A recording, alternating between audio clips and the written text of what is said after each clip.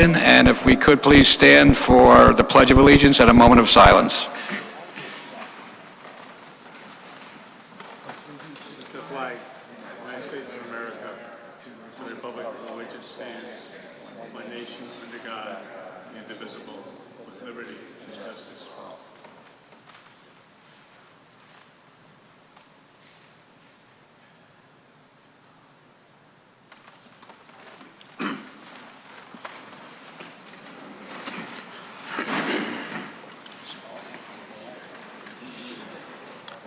Meg, if you would please call the roll. Ms. Austin. Present. Mr. Castagnoli. Here. Mr. Hirsch. Eitan. Present. Mr. Cater. Present. Mr. Collegian. Present. Mr. Moore. Present. Mr. Mortimer. Present. Mr. Sadi.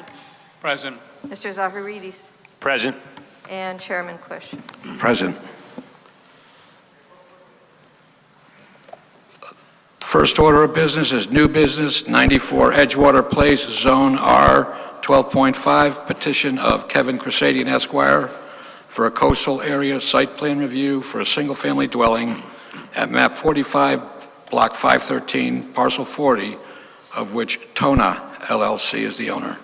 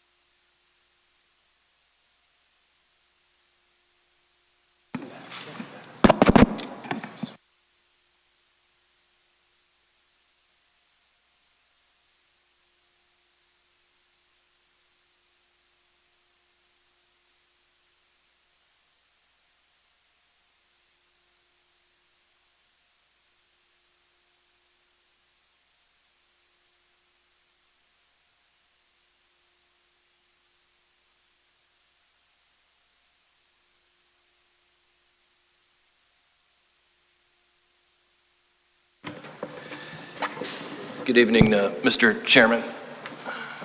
Excuse me, members of the Commission. For the record, my name is Kevin Cresadian. My office is at 3 Lafayette Street here in Milford. My portion of the presentation is brief. The overall presentation is going to be brief. This is a property that's been vacant except for boat docks. The application, the reason we're in front of you tonight is for you to determine whether there's any coastal impact or any impact to the coastal resources under one of the Connecticut general statutes.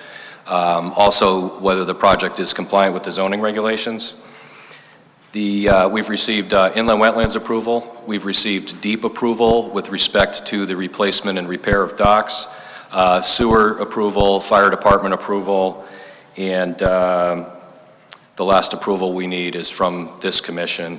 There was a note from the city planner on his zoning compliance review that a section of the stairs that leave the side of the house on the Edgewater Place side of the property was non-compliant. It was 2 or 3 feet over, so that change has been made and the new plans are submitted.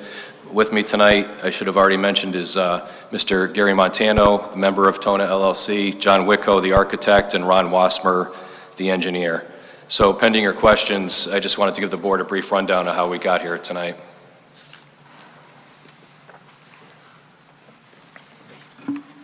Any questions from the board at this point? Mr. Sadi. Thank you, Mr. Chair. Good evening, Attorney Cresadian. Good evening. One of the things that's interesting about the paperwork here is that it's used, the address is 0 or 94. And I know there's a letter of support for the project from a person that claims not to be in this particular premise, but claims to be a neighbor. Can you explain why there's a discrepancy between the address? So when we originally, a lot of these old lots, most of these lots are actually 10-foot wide lots that were on an old, very old subdivision map from the early 1900s, and they've been combined. So I think this is originally 10 subdivision lots. And typically, unless something prompts an address to be given by the zoning office, if it's a vacant lot, which this one was, aside from the dock use, they give it an address of 0, and then the only way you can really identify it is through the map, block, and parcel number from the assessor's office. So once we made the application and received inland wetlands approval, I believe Mr. Harris assigned it the number 94, so it changed from the start of the process. And again, I expect that if we made a motion, it'd be for 94? Correct. Okay, thank you very much. No further questions, Mr. Chair. Any other questions from the board? If not, you may continue. Thanks. I'll be followed by Mr. Wassmer or Mr. Wicko. Thank you.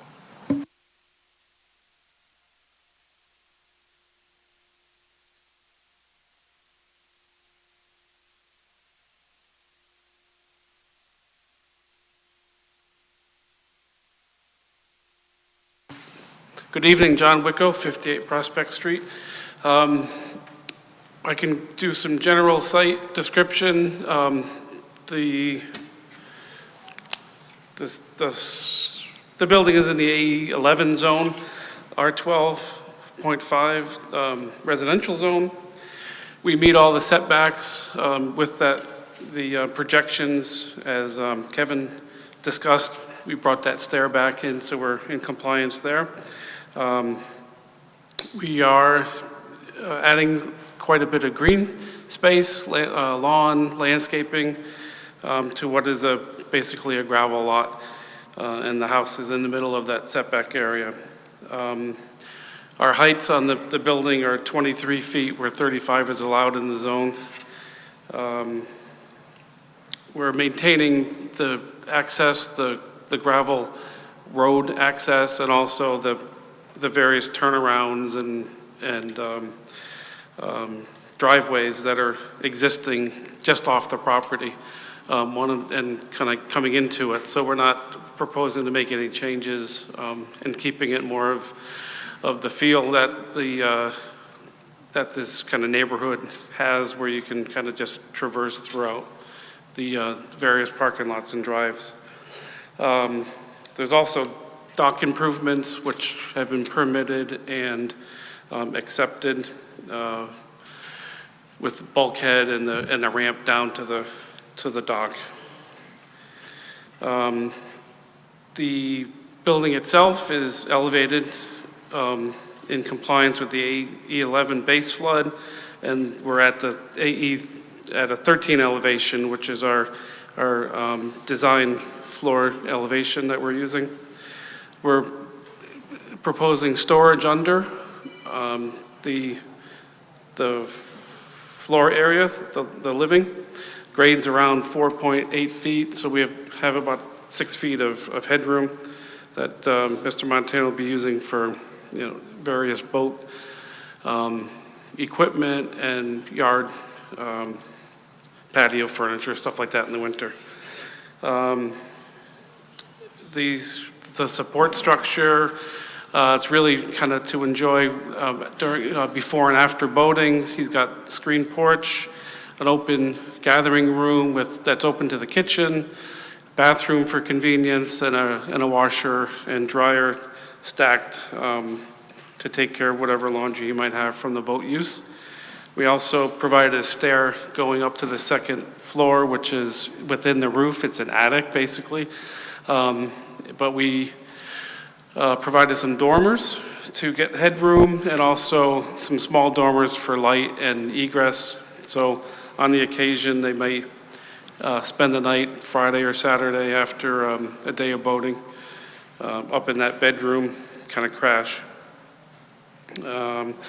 We have some building sections that show all that different space is all tucked in within the roof line. The elevations, pretty basic traditional structure. The roof with the dormers I talked about. The living area, major element is the steps up to the screen porch, and then on the other end is the entrance from the parking area, with steps in that area too. Clapboard siding, and then that lower foundation bases where we've got some access doors to get under there. Thanks, David. That's it. We're all compliant, and just wanted to give you an idea of what the structure is all about. Thank you. Any questions from the board at this point? Mr. Sadi? Thank you. Good evening, Mr. Wicko. Hello. I like the plans. They're great. The one thing that we don't normally see is you describe as attic as a bedroom. It has only an 8-foot ceiling. Is that appropriate, up to code? Yeah. It's designed purposefully to keep it, the structure small, but all the heights meet building code requirements. There's averages that you can use, and there's ultimate heights, and there's floor area. So we meet all those with light and all that kind of stuff. So we're good in those departments. Thank you very much. Sure.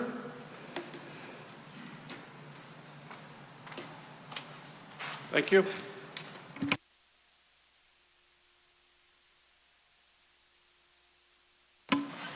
Evening. For the record, my name is Ronald Wasmer, a professional engineer and land surveyor with an office at 158 Research Drive, Milford. My duties as part of this team are to prepare the coastal site plans, supporting documentation, and to coordinate with various municipal staff regarding wetlands, erosion control, utilities, and site engineering features. As John mentioned, the plan conforms to your flood hazard requirements, and the P&Z staff concurs with my report that there's no adverse impacts to the coastal resource anticipated. I'll be happy to answer any questions that you have on the plan. Thank you. Are there any questions? All How right, far is thank it you. set back from the water? Off the top of my head, I don't know, John, you? Off the front is 30 feet. 30 feet. From the water to the structure?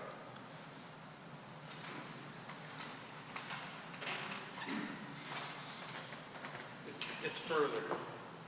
Could you go up, David? It's 30, that's good. 32.4 feet. Yeah, Thank you. there you go. Thanks for your part. Thank you. Any further questions? Thank you.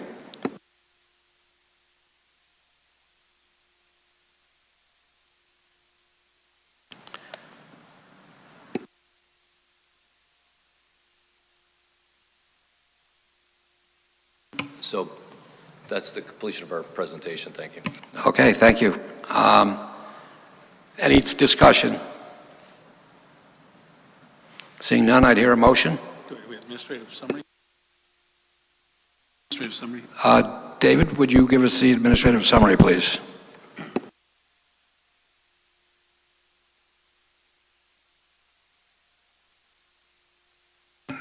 The applicant proposes to construct a new single-family dwelling of 1,310 square feet on Edgewater Place, an unimproved but accepted city street. A proposed stairway on the southeastern corner is not compliant with section 4.1.4, but the applicant has agreed to reconfigure it for compliance. No adverse impact on coastal resources is anticipated.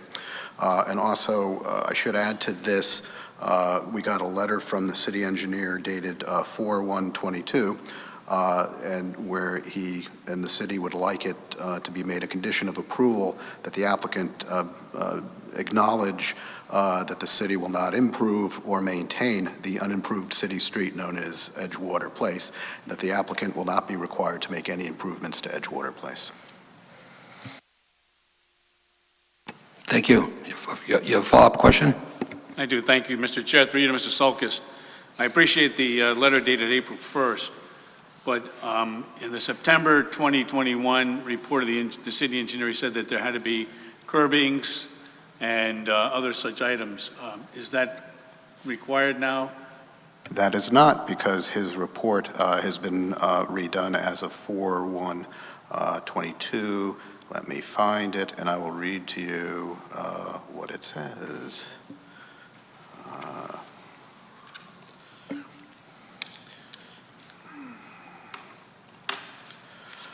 As a follow-up to my previous review dated 15th September 2021, I rescind my prior recommendations contained therein.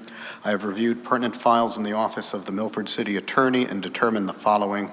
A judgment entered by the Court of Sullivan J. on September 13th, 1993, recorded at page 65 of Volume 203 of the Milford Land Records, determined that Edgewater Place from Harborview to Wilbar, as shown on map of Walker Manor, Milford, Connecticut, dated June 10th, 1924, on file in the City of Milford Clerk's Office, map number R12, is an accepted street.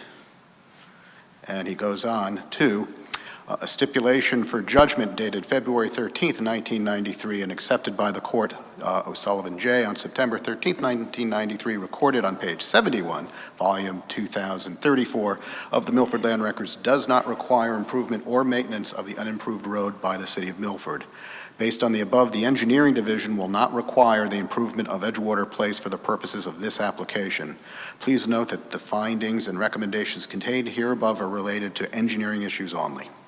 Greg Podlosky, City Engineer. Thank you very much, Mr. Chair. Thank you very much, Mr. Sulcas. Any further questions from the board or comments? Seeing none, I'd hear a motion. Mr. Quish, I make a motion regarding 94 Edgewater Place, Zone 12.5. I move to approve with the following modifications, the petition of Kevin Crusaden, Esquire, for a coastal area site plan review for a single-family dwelling at map 45, block 513, parcel 40, of which TONA LLC is the owner. Proposed conditions: the stairway on the southeastern side of the house will be reconfigured to be zoning compliant. City's engineer letter will be made a condition, and the city's engineer letter dated 4/1/22 be acknowledged by the applicant. The city will not improve or maintain the unimproved city street known as Edgewater Place, and the applicant will not be required to make any improvements to Edgewater Place. Second. We have a motion and a second. Any discussion? Seeing none, if you would call the roll, please, Meg. Ms. Austin. With the motion. Mr. Castagnoli. Yes. Mr. Hirsch. With the motion. Mr. Cater. With the motion. Mr. Collegian. With the motion. Mr. Moore. With the motion. Mr. Mortimer. With the motion. Mr. Sadi. With the motion, Mr. Zaharidis. With the motion. And Chairman Quish. I'm also with the motion. Thank you. Thank you. Good luck with your project. I did want to just acknowledge that at the applicant's request, 615 Plains Road will not be heard tonight. I apologize for not making that statement earlier. So if people are here for that public hearing, it will not happen tonight. Next order of business is 240 Broad Street, Zone MCDD, petition of Thomas Lynch Esquire for a site plan review to add an apartment to an existing mixed-use residential commercial structure at map 44, block 410, parcel 27, of which Mia Casa Properties LLC is the owner. Good evening, Mr. Chairman, members of the board. Just for the record, my name is Thomas Lynch. I'm an attorney with the law firm of Lynch, Trimbicki, and Boynton, and my office is located here in Milford at 63 Cherry Street. And I'm having the pleasure of appearing before you tonight on behalf of my clients, Ettore and Sumia Rossetti. They are the principals of Mia Casa Properties LLC, and we're before you tonight with a very straightforward application. It's a application for site plan approval for them to renovate and expand the property located at 240 Broad Street. David, at the end of our documents, I believe there's a series of photos showing the existing conditions of the property. They were uploaded by Sue this morning. But if you've driven by there, you're familiar with the property. It's a very dilapidated building. It was built in 1900. It was used for many years until just recently. It was a package store, and it had a one-bedroom apartment on the second floor over the store. So what my clients plan to do is to expand the building. It's currently some 1,360 square feet. and they want to expand the building on the first floor to have a retail store. It's actually Sumia's tailoring business that she currently conducts in a building on River Street.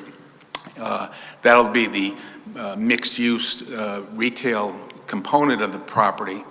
And the second floor will be 2 one-bedroom apartments to be constructed over the first floor. So each floor, the floor plans show that each floor is some 1,360 square feet with the proposed new building. Retail, 1,360 square feet on the first floor and the 2 apartments above. The property is located in the MCDD zone. There's certain design requirements for constructing buildings in that zone. David has reviewed the plans. Initially, it was brought to our attention, and plans will be amended to show that there will not be vinyl siding on the exterior of the building. It will have a hardy board exterior along with storefront glass on the front elevation as shown on our plans. The other aspect of a mixed-use building in the MCDD zone is parking.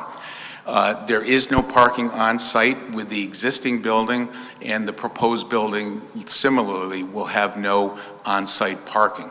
And this board has traditionally, under section 321.35 of the zoning regulations, found on other applications in this zone that parking adequacy where it is 0 is adequate. If you're familiar with Daniel Street with the Eli's restaurant, there's no parking at all on that property. There's a restaurant on the first floor with 2 apartments above. And I believe the entire block of River Street from Cafe Atlantique up to the corner of Broad Street, that entire row of buildings has retail use on the first floor in apartments above, and there are no parking spaces for those buildings as well. So it's traditionally been found by the board that with shared parking available, with on-street parking, which this property does have available on Broad Street on the green, that the standard under 321.35 is met by recognizing the parking on the streets. Other than that, it's, again, as I said at the outset, a straightforward plan. We've submitted floor plans to you. Assume you've had the opportunity to review them. But again, there's a basement storage area that's going to be expanded with the foundation of the new building. They'll have the retail tailor shop on the first floor and 2 apartments above. I mentioned the storefront glass and the exterior design that's shown on the screen that David has up now. And then lastly, all of the departments that had to review these plans found them to be favorable. There was an approval from the Sewer Commission for an administrative application for hooking the building up to the city sewers. The city engineer made a note that there's an 8-inch sewer lateral requirement.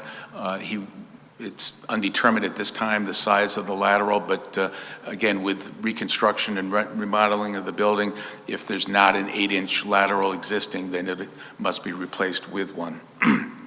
Other than that, if the board has any questions, I'd be happy to entertain them, and look forward to having this rather dilapidated building at the end of our green renovated and made into something that adds to the character and the quality of the green.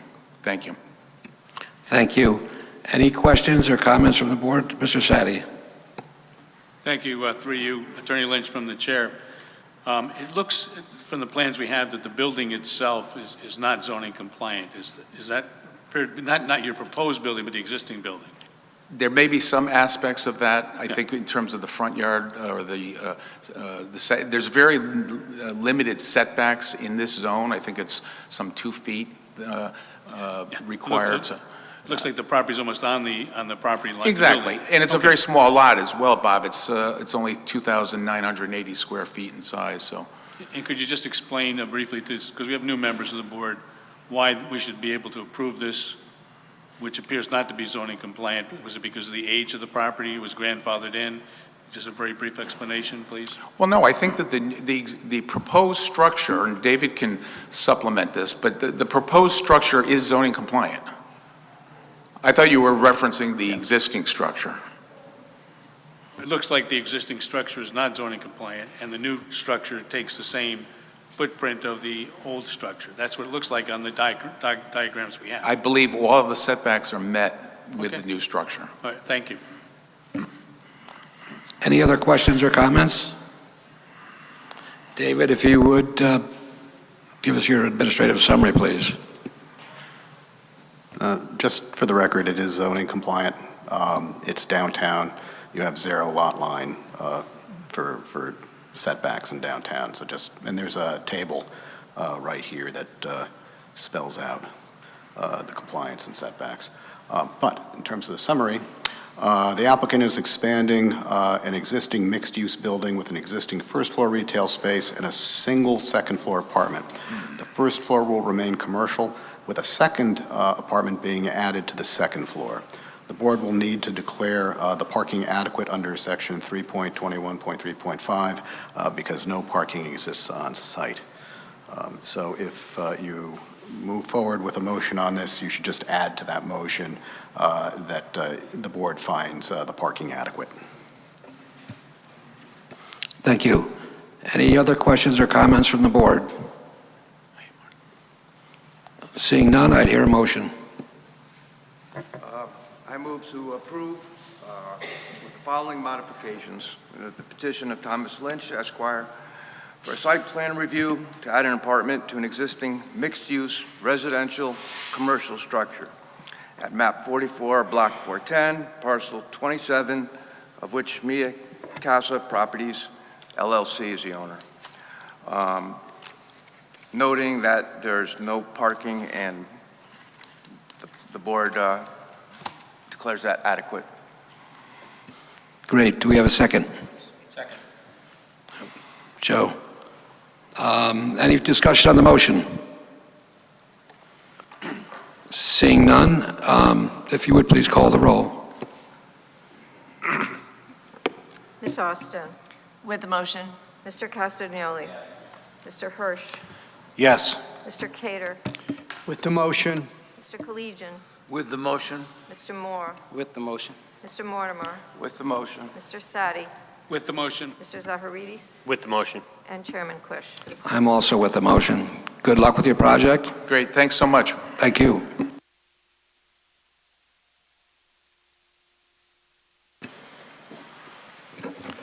Next order of business is a public hearing closed by May 10th, 2022, vote by July 14th, 2022. 1500 Windward Road, Zone WDD, petition of Stephen Bellis, Esquire, for a major amendment to a special permit with coastal area site plan review to construct an expansion of Caswell Cove condominiums at map 40, block 300, parcels 100-3A through 100-3D, of which Caswell Cove Condominium Association, Inc. is the owner.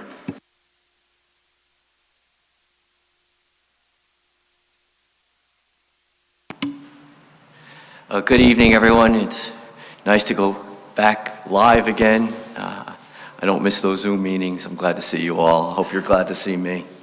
I'm attorney Stephen Bellis. I'm with the Pellegrino Law Firm. We're in New Haven. I represent the owner of 1500 Windward Road. It's Caswell Cove Condominium Association, Inc. And I also represent the applicant, which is Primrose Development. Primrose has a contract with Caswell Cove to purchase and build the units, and then those units will be turned back over to the condominium association. I'll just give you a brief history of the project because it goes back a little ways and I don't think we're all going to remember. In January of 1987, this Planning and Zoning Commission approved 300 units for Caswell Cove. A special permit was recorded on the land records, and I'll give you these exhibits in a minute. And as you may know, when you have a special permit that's recorded on the land records, it runs with the land, meaning it's still valid even until today.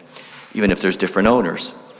There has been various minor amendments, and your planner was kind enough to summarize them back in February of 1992. And the final analysis was that there was 168 units that were not built, that were still available to be built. And that letter also stated that if there was going to be any changes to those 168 units, we should come back before your commission. So that's why I'm here. So that brings us to today. And what we did was file an amendment to the special permit that we have on the land records under Milford Zoning Regulation 7.2.10, and we are requesting 44 units, not the 168 that was approved. This will be the final phase of the Caswell Cove Condominium Association, and hopefully we won't have to come back any more before your commission for this particular project. So I have some exhibits, and I'll walk you through them. If I can approach, Mr. Chair.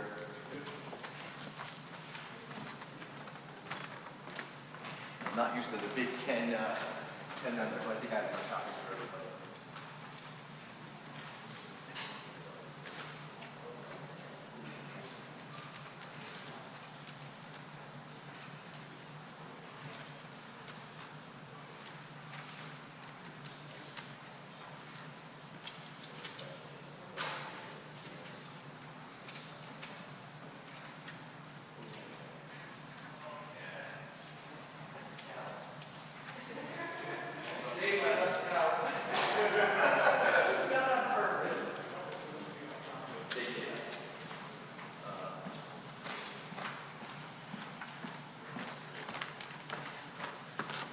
So I'm not going to bore you with a lot of the details, but a couple things I should point out. The first one's just the notice of the hearing in certified mail. The second exhibit is the zoning approval back in '87 for the 300 units. The third is the recorded special permit, which runs with the land. The fourth one is that summary of all the minor amendments that we had on this project. The fifth one's important. We went to the Inland Wetlands Commission. We had a full hearing. We had a soil scientist's report, and we had a biologist, and that report is attached, and it says that there's no significant impact on the Housatonic River. This project, as you may know, is close to the Housatonic River. You'll also see from the Wetlands Commission that they had no jurisdiction because there's no wetlands on the property. But whenever you have a special permit by Connecticut state statute, we have to refer the matter to the wetlands and get their report, so that's what we did. I gave you a DEEP, which is the Department of Environmental Protection, that there's no negative impact on the state species list. Those would be animals, amphibians, or reptiles.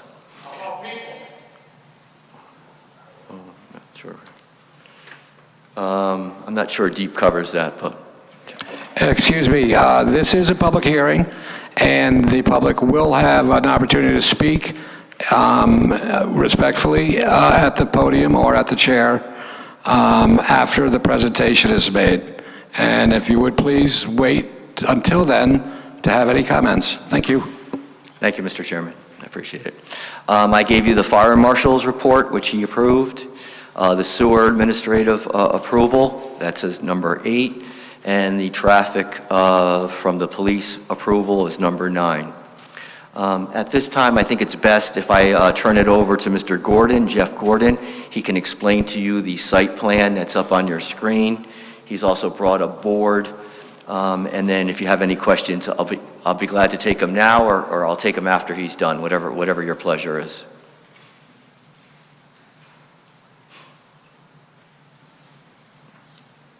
I'll give up my seat so you can hear them. Okay.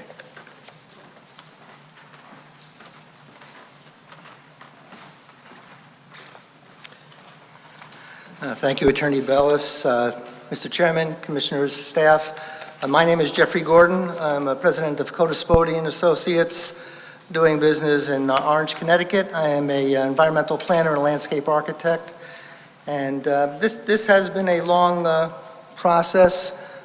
We've been working with staff for probably 3.5 years on this. It's as Attorney Bellis alluded to, it's been a very, very unusual process to navigate as to what it is because of the older standing of the application. You probably can barely make it out here, but the board that I put there does have outlined in yellow. You wonder how on earth would they get 300 units on this site? Well, originally, they had the townhouses similar to what's there now within 2 feet of the bulkhead on the water edge with a parking structure, two-story parking structure inside of that. And as part of the different modifications when they reduced things down, they abandoned those and were going into more of a conventional type of construction.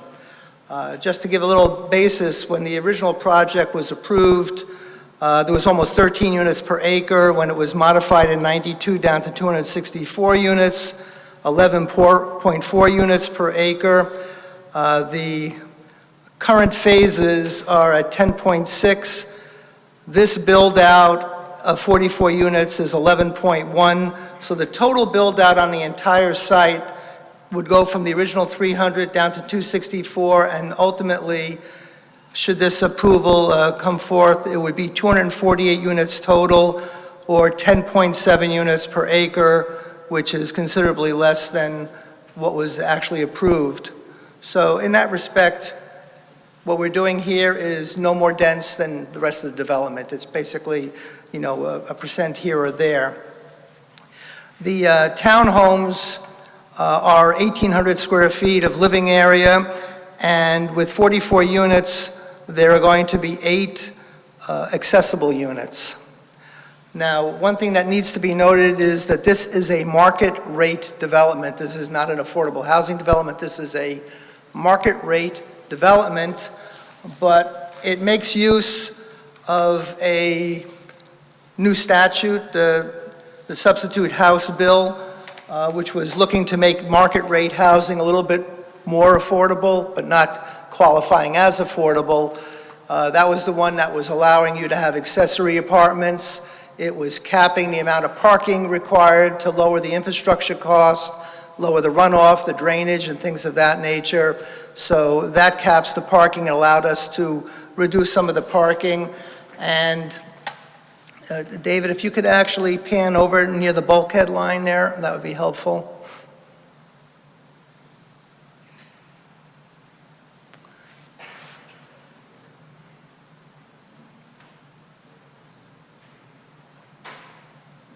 Okay, yeah, just to the left of the building line there is a big, what looks like a big open field right now, but what in essence that is an area that's covered with invasive species, wild rose and the autumn olive and things of that nature.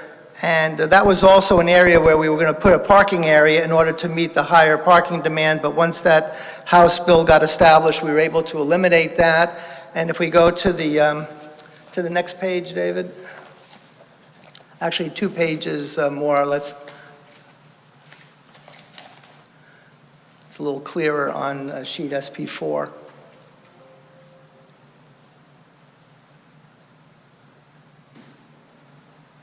If you can zoom in there, right where you're at there, that's helpful.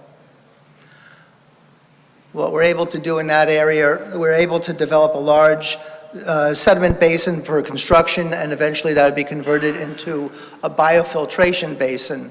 And this is all important because as part of the CAM application, our concern for the river, we're handling runoff 3 different ways. We're handling it with some infiltrators, we're handling it with water quality structures that separate the grits and the sands and the oils and whatnot based on the state requirements, and the biofiltration, which is going to pick up some of the runoff and especially will pick up snow melt, and that's why that's in there. So we're handling the runoff 3 different ways.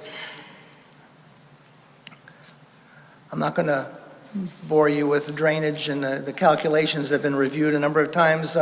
If you go to the landscape plan, which is sheet SP5, we have a, we're getting there.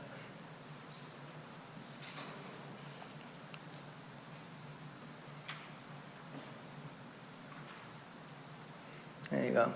So that, right in that area there, that's an area that's basically covered with invasive materials and some old fill piles. So that's going to be cleaned out. And rather than having a lawn area, which would have, you know, herbicides, would have fertilizers, things that could run off and eventually get into the river, going with more native plantings with the biofiltration area. And then along the edge behind the bulkhead there, where there is some erosion, we're creating a belt of plantings that are amenable to that kind of a location. And one of the recommendations that came from Jen Benno, who is the field biologist who visited the site, was to even expand on the area around our planting areas with a meadow plant mix, so as not to get into a lawn area and the potential of fertilizers, pesticides, things of that nature. But a meadow mix, wildflowers would be something that would be hit with a weed whacker maybe twice a year. And that would be more amenable and more of a coastal resource. If you just take a look there, just at the bottom center of the sheet there, you see a stripe zone. That area was a requirement, or actually a request of the Fire Marshal's office. It's a staging area for fire apparatus to come and to be able to access around the building. They have a standard of width that we meet so as to be able to put their outriggers there, and they also have a standard of not having to have a vehicle poised more than 150 feet from any area. That every area is reachable within 150 feet. So that's something that we've established as well. If we go to the next sheet, which is SP6, that is the lighting. And it's got all the photometrics and everything, but I will tell you that in the very bottom, there's one extra light fixture that's not going to be there that was originally an earlier phase, if you remember, when we were looking for a zone change on the adjoining property, and that was going to be a connecting drive through to that phase. That zone change didn't go forward. So that little driveway connection is not going to take place, but you can see that the lighting is minimal. As far as spillage is concerned, there is none. It meets all the standards for lighting. Again, the architecture, it is again, it's a market rate development, townhouses, there you go. And some of the units are poised in such a way where the grade drops off, where we have a handicap accessible units, RAN-style units at the back. Those are approximately 1,000 square feet, and the townhouses, the living area is approximately 1,800 square feet. They're all of them are two-bedroom units. So I think that pretty much covers. I think Attorney Bellis covered all the other items. Again, fire safety was accessible. Oh, the other point is that the buildings are all going to be sprinklered. So this is another thing that in dealing with the Fire Marshal's office, they signed off on as well. So the other items you have in there,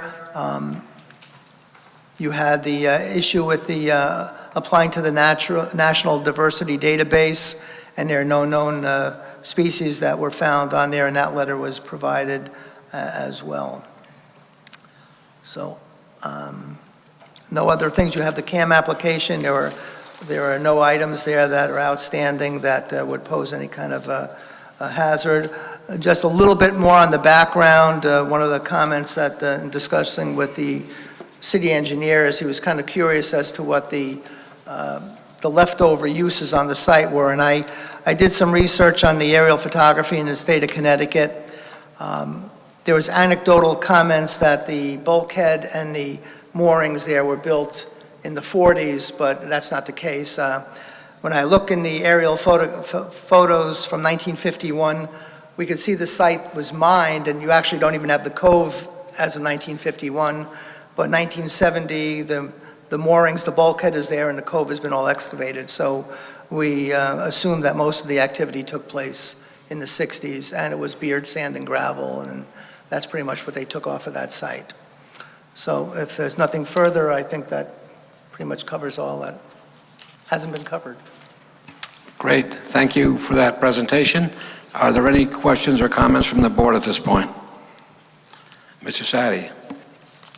Thank you. You did cite to us a Senate bill. Is that in the package of materials that you presented to us tonight? Well, it's actually on the site plan. It's Substitute House Bill, I can barely read it, Substitute House Bill HSB, I think it's 6107, requires no more than 2 parking spaces per 2-bedroom unit or greater is required anymore, unless the Board of Aldermen and the commission opts out of that requirement. Okay, thank you. We'll probably deal with that with Mr. Bellis at some time, but thank you.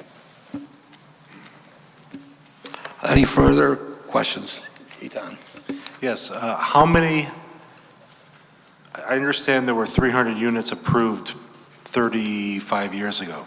How many units are there currently today? Currently, I believe we have 204 units existing. Wait, can you speak 240? 204. 204, thank you. Right. So Units currently, and you want another 44. Right, that'll bring the total to 248. And it's 23.15 acres, the whole piece. The whole McGill The whole is, association, okay, yeah. all right, thank you.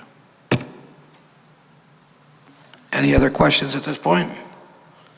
David, if you would please read your administrative summary.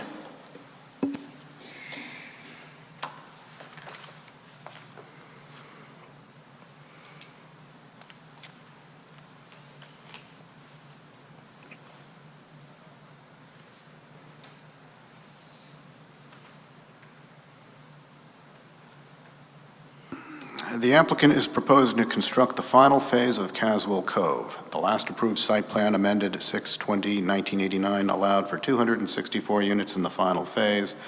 The applicant is proposing a reduced final phase of 44 units with additional 107 parking spaces in compliance with our regulations.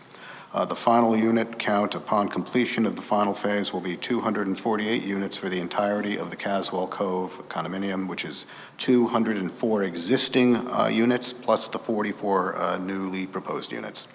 There is no expected adverse impact on coastal area resources.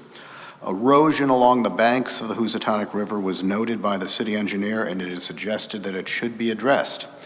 With these conditions, the application is determined to be substantially compliant with our regulations. Thank you. If there's no further questions or comments from the board, I will open up the public hearing. The public hearing has rules, and if you would like to speak, please come to the microphone, provide your name and address for the record. Please be respectful and keep your comments to about 3 minutes. Thank you. Thank you. Mr. Chairman, members of the commission and staff, my name is Franklin Pillacy. I'm an attorney that deals in land use and condominium practice. My address is 235 Main Street, Watertown, Connecticut, and I have represented Caswell Cove for well over 20 years. I am here representing Caswell Cove and stating that Caswell Cove is in support of this application. Caswell Cove at one point conducted a vote of the entire membership which is required under the Common Interest Ownership Act in order to establish the development rights for the 44 units. And the vote was 86.25% in favor with 0 votes opposed at the time that vote was taken. So it was a super majority that voted for this, again, as required under the Common Interest Ownership Act. Those development rights exist, and since the creation of those development rights, there have been a series of contracts with different developers that were prepared to construct these units, and the intention is, by contract and otherwise, the expectation that these units, once built, will become part of Caswell Cove Association. So again, The association is overwhelmingly in support of this application and requests a favorable consideration by your zoning agency. Thank you. Thank you. Yes, please come up.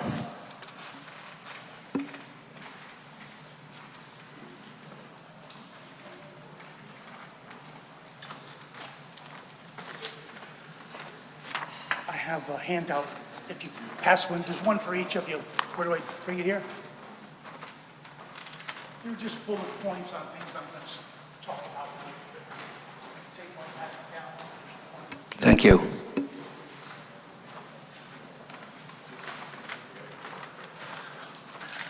Hi, everybody. My name is Joe Caruso, excuse me, and I'm a recent owner in Caswell Cove. I retired from the city of Stamford in 2020 and moved here in December of 2020. Excuse me, Mr. Caruso, Yes. can you give your address? Oh, yes, 1434 Windward Road. The building, the last building, and then the project starts beyond that. Thank you. There's something I wanted, they're referring to a vote that was taken 86-0 in 2007. But when I was looking in my records, when I bought the, things that were my handouts that were given to me when I bought the place, it mentioned 2007. But that vote was not to approve 44 units or any specific number of units. That vote was to extend the right to do something in the future where it ran out, the time ran out on it in 2007 from the original documents when the project was first started, back whenever the first building was built. That's all that was for. In 2007, it's now, what, 2021, 2022? 15 years later? Do you know how many people have changed hands? How many units have changed hands? How many new people came in? Half of them don't even know that this was even a possibility of being done and is drastically going to affect it. Because, I was in charge of the electrical systems in the parks, beaches, and marinas for the city of Stamford, and I worked alongside of engineering on many of their projects. So I don't know every specific detail of every specific law, but I know common sense. Now, if this project was going to be built brand new, 300 units, or the 284 that this fella here wants to do, then at that time, they would have considered, well, wait a minute, we need a pool bigger than this. We need 2 tennis courts, we don't need 1, because we're having amenities. When you buy into a unit, you buy the amenities also. Those amenities can no longer be added to or redone. They're too damn close to the river. You couldn't do it under the new EEP, under the new environmental protection laws. How do I know this? Because we wanted to redo a marina house in the city of Stamford. They wouldn't let us even renovate it. It was too close. You had to move it back substantially. So it was unfeasible. Why does this guy want to do 44 units? If he wanted to do one building, make it look similar to the others, 20 some odd units down there, he probably wouldn't have met any resistance.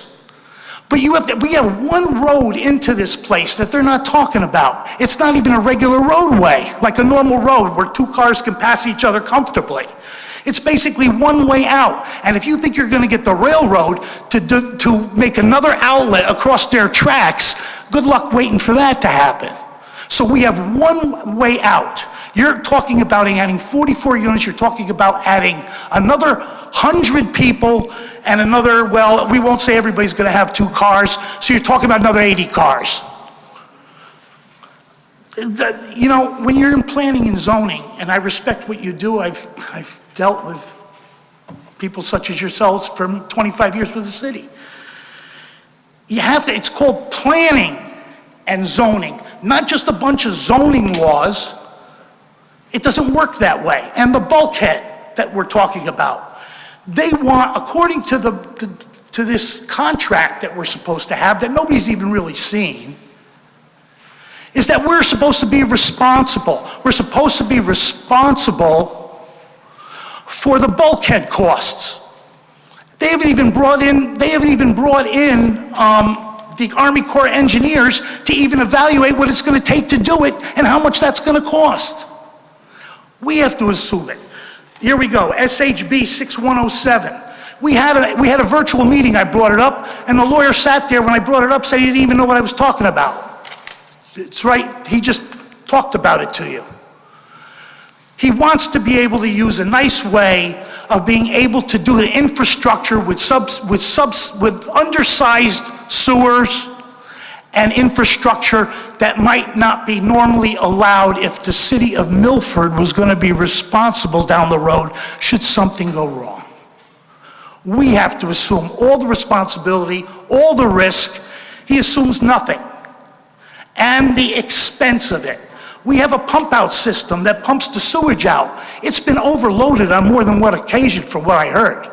But nobody's even addressed what that's going to cost to increase that. Again, our responsibility. This plan is the wrong job at the wrong time, and too many units. The amenities won't stretch that far. People are not going to be able to use the pool that can now. We are probably right at a saturation point as far as people that use things and appreciate things. That land can be put to so much better use. And there's no wildlife there. There's osprey there.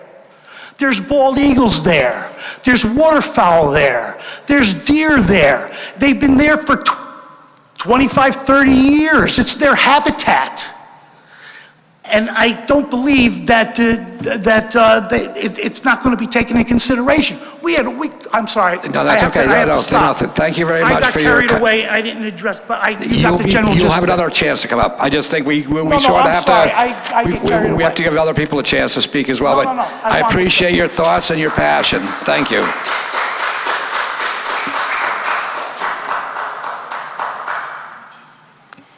Is there anybody else who would like to speak? Yeah, please do state your name and address for the board and try to keep your comments to about 3 minutes. Thank you.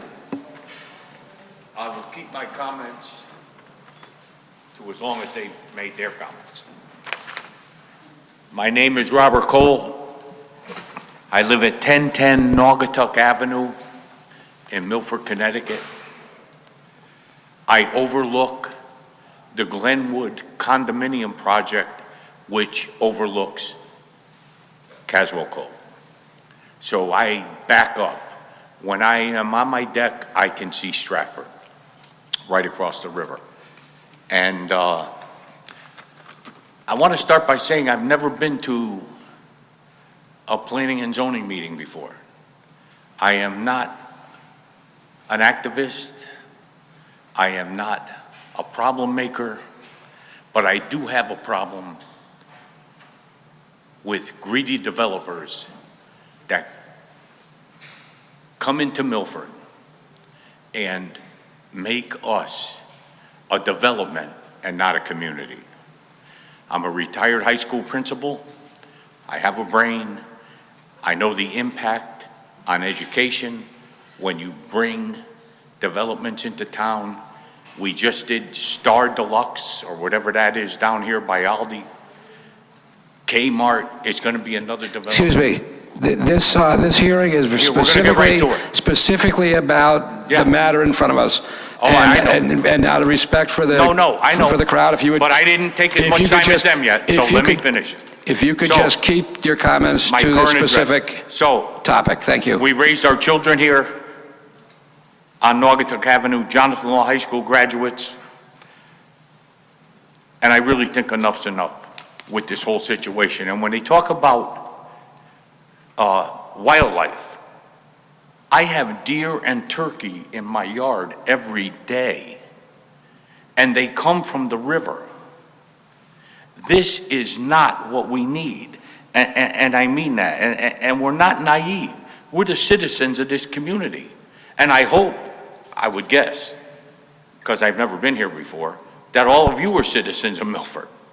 And it would annoy me completely to believe that this is what you think we need. Now, I know you're bound by laws, and I know that they're trying to make as much money as they can with as many buildings, and I know some of you are rolling your eyes and looking around like, here's another nut up here, but that's not the case. There's people here. I'm not an attorney. I don't get paid to be here. I'm here because I care about Milford. And I'll tell you what, I hope you care about Milford, because we don't need this. Thank you for your comments.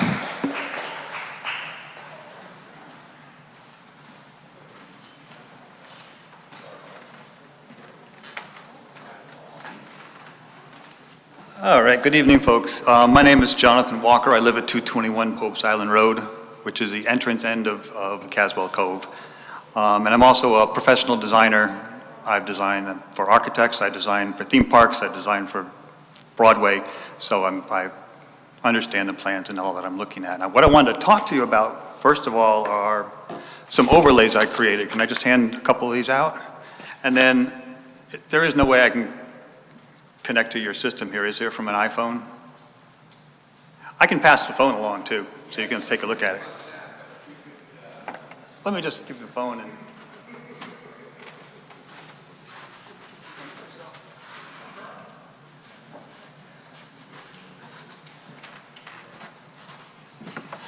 I'm just here tonight to talk not generally about the stopping development or even development of our property, but it's the nature of the way it's being developed. And I would note on your website, two of your responsibilities are responsible growth and development and an attractive built environment. So what I did was I took the plan that you guys have seen, the site plan, overlaid it over on this, over Google Maps of the property. And what we see is that a huge amount of the property, that 4 acres, is covered by hard cover. It's either asphalt or the building. And no matter what anyone says about the density, the average density for the 200 acres, they're asking to develop this 4 acres. And they're asking to develop it at twice the density of everything else in our development. So the packing, yes, they do have an allowance for a certain number of units, but it's disingenuous to say they could have put 168 more units into that 4 acres. That 4 acre plot, the normal density of our 4 acre plots for each one of our buildings is about 6 units per acre. This one is at twice that. The one on the phone you've seen, get this up, oops. Well, in here, sorry, cancel, I'll get it right back. You saw a lime green 4 acre plot, which is building 14, which is directly adjacent to this new piece of property being developed.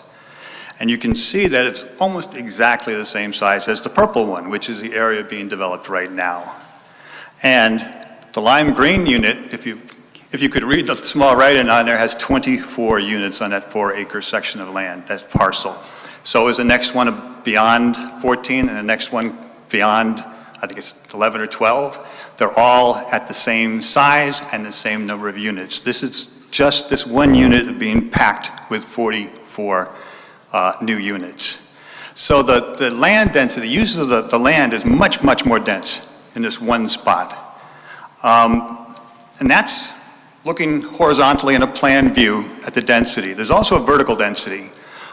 All of the rest of the buildings at Caswell Cove are 1 level below ground, 2 level, actually 3 levels starting from the ground up. This has all 4 levels starting from ground view. If you stand anywhere in this part of the development, all you're going to see is vinyl siding. I've taken sight lines through there, and you can see between buildings, but what you're going to see is a building behind the building. So to say that this is the same density, the same look, same approach to this neighborhood is just not true. Vertical density is a real issue also because it's 4 stories instead of 3. The roads create a vertical canyon.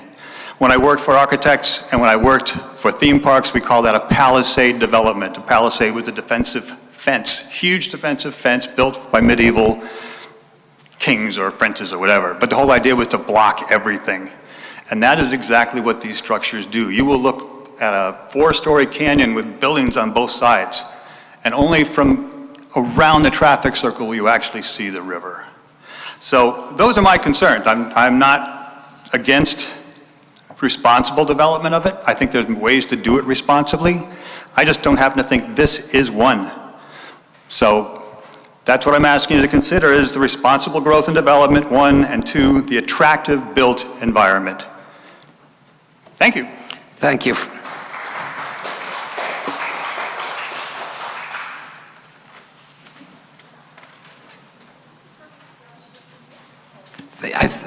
That microphone's not working. I'm sorry about that.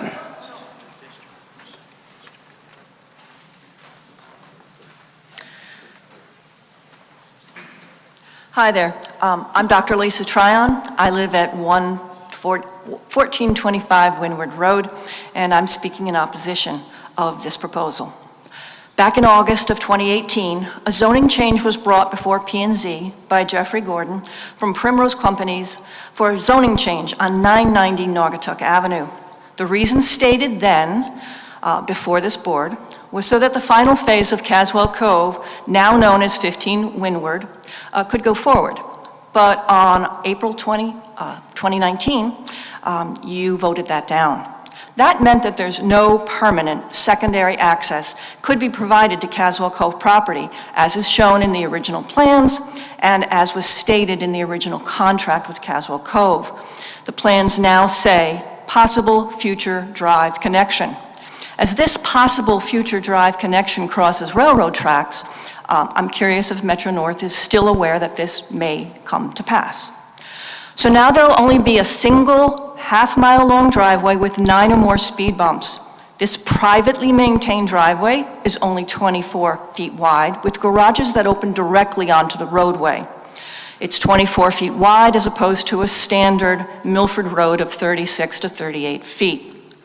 Construction vehicles will be using this driveway, which is also used by children, dog walkers, joggers, and other vehicles. Once construction is complete, 44 more units, probably with 88 more cars, will add to the traffic running through the condominium complex with just this one access. In case of a medical emergency, fire, or emergency evacuation, this single access driveway poses a hazard to everyone. Without a second access, as promised in the plans and in the contract, I believe this proposal is dangerous for all unit owners. I also believe it signifies a breach of contract between Primrose Company and Caswell Cove Associates, who should be representing the rights and welfare of all unit owners. There's one other thing I'm concerned about, and that has to do with trichlorine ethylene. This is a known carcinogen along with 15 other toxic metals such as lead, mercury, and thallium, have all been found on Caswell Cove property. And in particular, behind Building 14. Building 14 abuts this new development. This contamination was due to our neighbor, Big Corporation, and is delineated in the stipulated judgment, docket number HHD CV 11-602-6501-7, which was filed in August 22nd of 2019. Testing for this toxin was supposed to occur on a quarterly basis on Caswell Cove property, but due to COVID, it didn't happen. So I'm questioning, is Primrose aware of this testing? Has this testing been done? Will it be done? And will the new construction further disperse those toxins if in fact they're found on this neighboring property?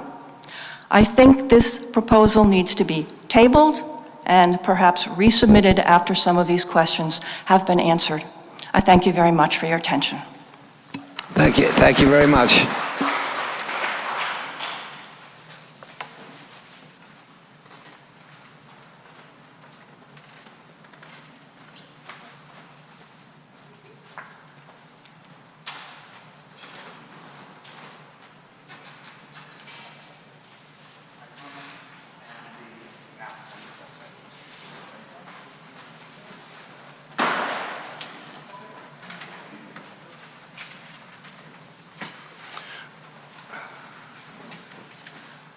Good evening, ladies and gentlemen of the Planning and Zoning Commission. My name is Gary Pellicetti. I live at 1425 Windward Road, and I am speaking in opposition of this proposal.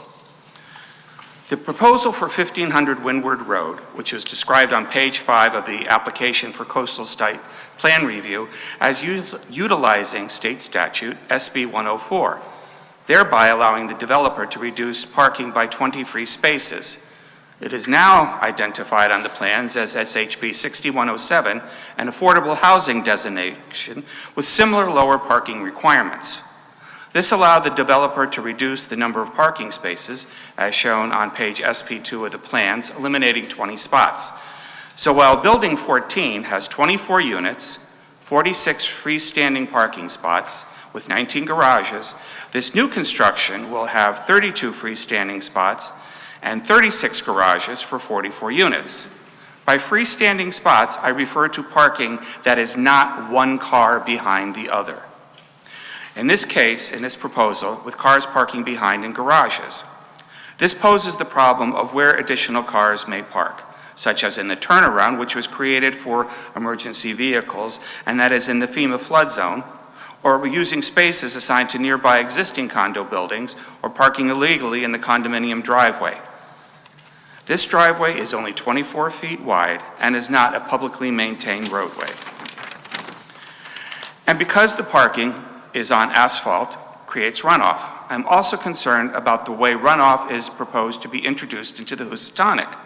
The plans state that the runoff will be discharged through a flared end channel into the Housatonic over the property's edge. No detailed plan or image of the discharge area exists. The city engineer cites a concern about this in items U, V, W, and X of his report. But this runoff will create more erosion, push sediment into the Housatonic, and make the existing rusting bulkhead even more unstable. Again, I am speaking against this proposal. Thank you. Thank you.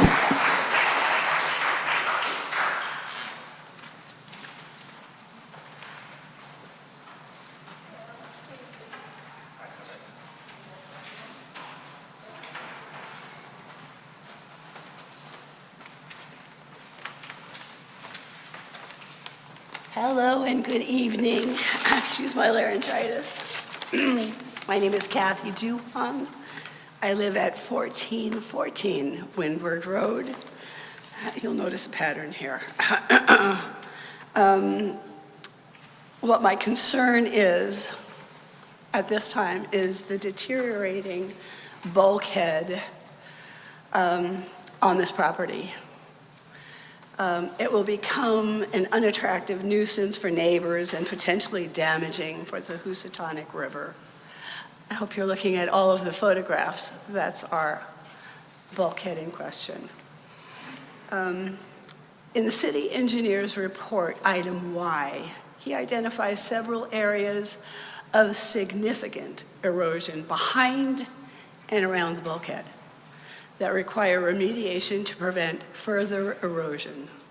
And as you can tell by this, I'm a layman. I have no engineering background. Just looking at the photographs, it's pretty devastating. These pictures show the bulkhead and the erosion.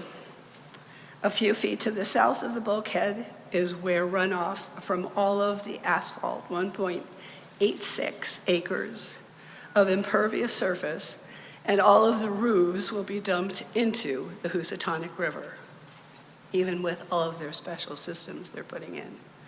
The city engineer repeats and expands on this point in item LL3 when he refers to the CAM application, stating the application does not make note of the fact that there is significant erosion behind the bulkhead, and no provision has been made to stabilize the eroding banks. He also mentions in item LL5 that in the CAM report and the coastal site plan review submitted by Primrose Companies, it is stated that this property could be used for pedestrian access to the water's edge and existing bulkhead for visual benefit and fishing opportunities. The city engineer repeats the concerns about the safety of this bulkhead for this or any purpose. And there is no public parking for pedestrians anyway. Has DEEP or the Army of Engineers really been apprised of this project? So I'd like to state for the record that this bulkhead is failing, and the extra stress caused by the runoff channel will only make it worse. If the coastal review application contains these errors, shouldn't it be rewritten and resubmitted? And this is just my personal note again. We already have an overburdened, fragile bulkhead. With the addition of 44 more families, vehicles, chemical runoff from snow removal, pesticides from our own lawn care people, herbicides, the resulting would be detrimental to the environment due to the failing bulkhead. The care with which we protect our waterfront should be of primary concern. I appreciate all of the work that our HOA board has put into this project, and I realize at some point there will be an addition. I'm just hoping it will be a more environmentally sensitive design with necessary, excuse me, as I wrote around the paper, with necessary repairs and improvements to our bulkhead. That's all I have to say. Thank you very much for your time and attention. Thank you.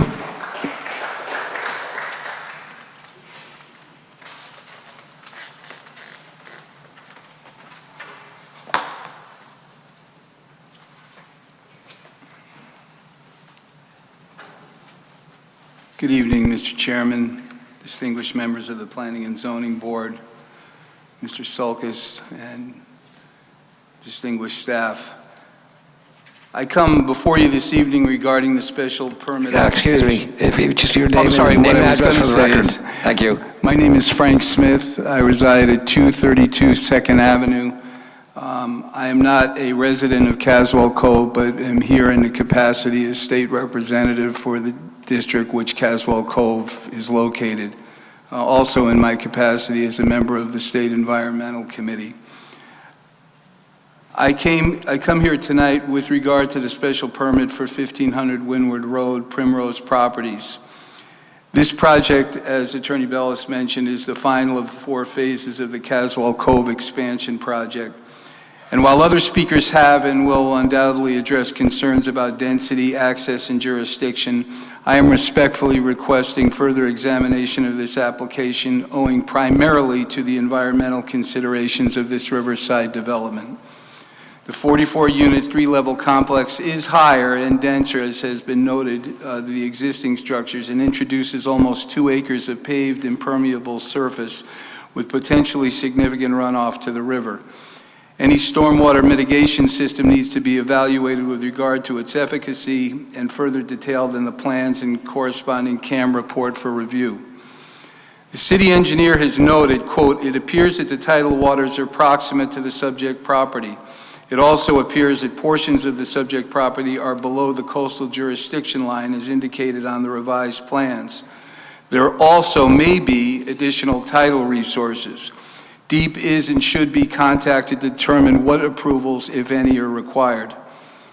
Plans should be, quote, revised and updated to correctly identify the steel piling bulkhead that has been discussed here tonight and indicate the intended treatment of the areas inland of the bulkhead and the topography of the eroded slope behind the bulkhead, including erosion sediment control measures. I urge the board tonight to defer immediate action on this application pending updating of the CAM report and review by DEEP. We have this opportunity to ensure appropriate diligence to this proposal that presents possible contamination to our vital waterway and to Long Island Sound. I appreciate and thank you for your time and indulgence. Thank you.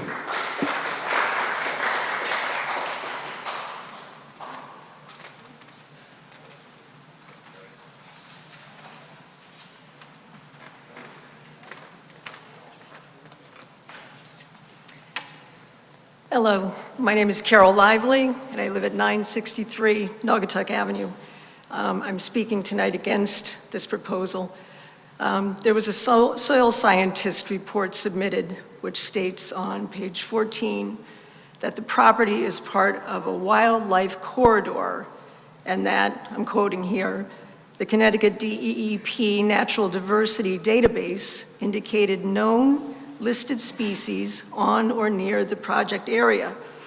I know there are bald eagles, osprey, and great blue heron flying on the river, and I can see them across the street from my house in the trees, and also deer and turkeys, which I was reminded about.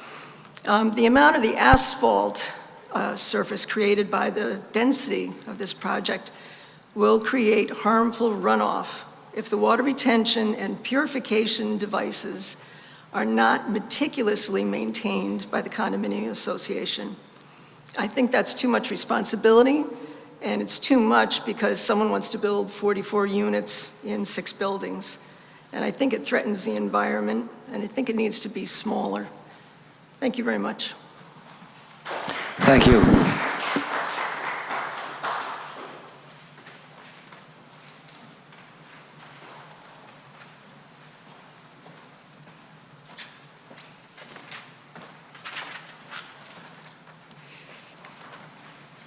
Hello, my name is Greg Fetter. I am a unit owner at Caswell Cove, and I'm here to speak against this expansion request. I want to make the Commission aware that when unit owners voted to develop the property several years ago, we were told that the property would be developed in a way that would be similar to... I'm sorry, I don't mean to interrupt, but would you repeat your address for the record? Sure. 1138 Windward Road. Thank you. Sorry to interrupt. No problem. We were told that the property would be developed in a way that would be similar to and complementary to the existing units. The developer's plans do not meet this standard. Unit owners only first saw the developer's plans about 4 or 5 months ago, and many of us were horrified when we saw the plans. All the buildings at Caswell Cove are laid out side by side. It's clear from seeing the development plans that the developer is attempting to cram as many units as he can in the space. He's put buildings behind buildings, and most units have no or very restricted water views. Some also have garages, which is something no current units have. It's a very congested layout that does not respect or complement the way the rest of Caswell Cove was laid out or developed. After residents saw the layout, residents had a Zoom meeting in which many expressed to our Board of Directors their unhappiness and disappointment with the proposed layout. Had we had the chance to see the layout when the vote was held, it's clear the vote to sell the property to this developer would not have passed. Like many other residents, I was not opposed to the expansion plan when we voted on it, and I've seen the proposed layout. I am strongly against it. Unit owners are concerned that the number of units will create traffic and congestion on the only road we have to get in or out of the property, which will not only diminish our quality of life, but can be life-threatening in an emergency situation. We're also concerned that because these units are stacked on top of each other, most with limited or no water views, they will sell for significantly less than existing units now sell for. The result of all this is that approval of these plans will not only make Caswell Cove a less desirable place to live, but will probably diminish existing property values. For all these reasons, I ask the Commission to reject this proposal. Thank you. Thank you.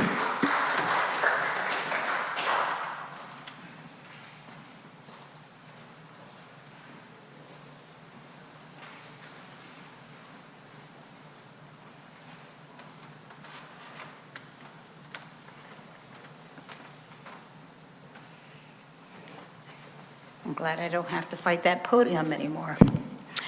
I'm Dottie Bateman, 632 Pope's Island Road, Caswell Cove. I'm the former president for the past 8 years and very much involved in this project. We have covered everything that everyone up here has talked about in depth. We've talked it over with the city. We've talked it over with the residents who are very much in favor. We had 87% in favor. And to the best of my knowledge, most of them are still in favor. So all I can say is we worked hard, long on this project.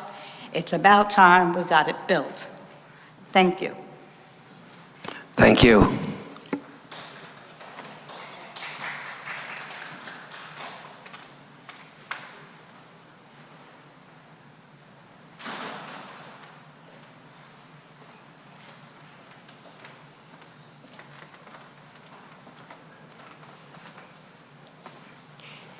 Good evening. My name is Tatiana Murphy. I live at 538 Popes Island Road, and I've lived here for the past 20 years. I love Caswell Cove, and I think this will be a big improvement rather than a vacant piece of property. I urge you to vote yes for it. Every agency has agreed that it's a good use of the land. And I'm sorry my neighbors are not happy, but this is for the good of the whole entire Caswell Cove, not just Building 14. Thank you. Thank you.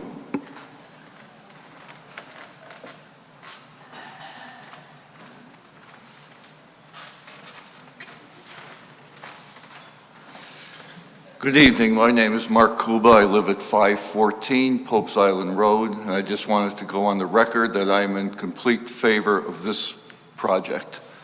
Thank you. Thank you.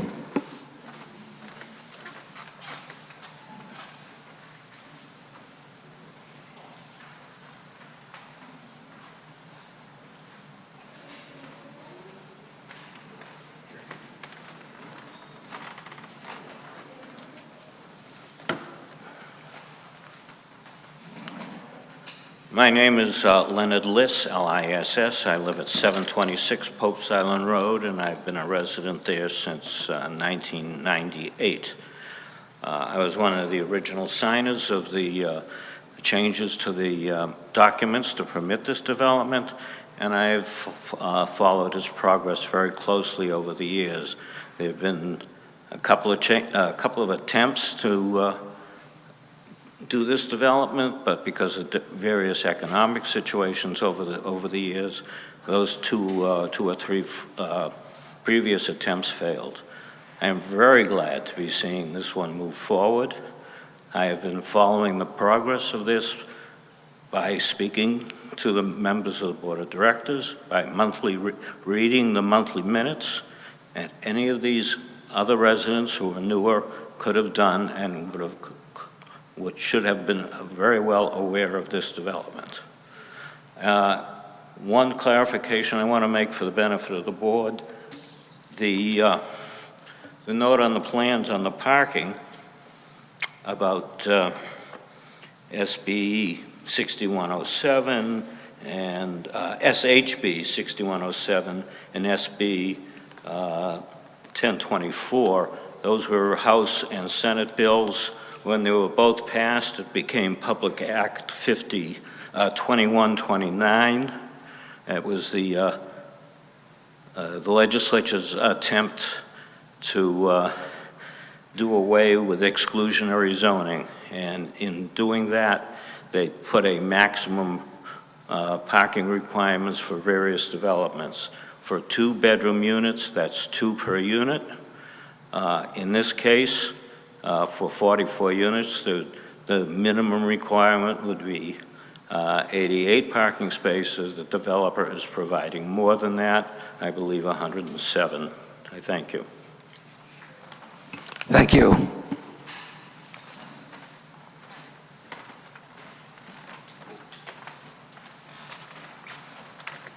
You don't want that. No. Good evening. My name is Wanda Devereaux. I've been a resident of Caswell Cove for almost 24 years. I live in Building 621, and I've been following this project, and I am definitely in favor of it. I'm sorry to interrupt. Could you just state your address for the record? 621. Thank you, and I apologize for interrupting. And I understand the concern of those who oppose it because it impacts them because of the inconvenience of the construction that will be directly near them.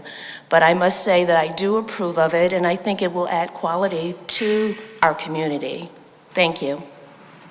Thank you.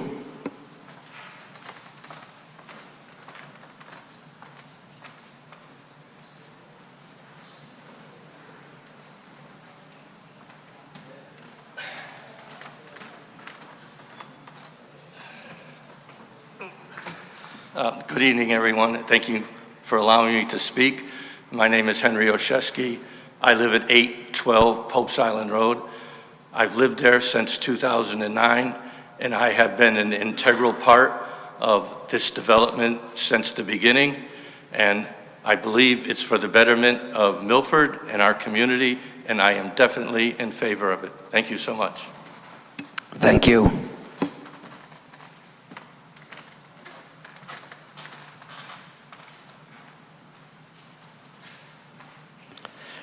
So the way the public hearing works, if this is your first time, after everyone who wants to speak addresses the board, the applicant has an opportunity to comment on any of the issues brought up by the public, at which time the public may come back again and speak.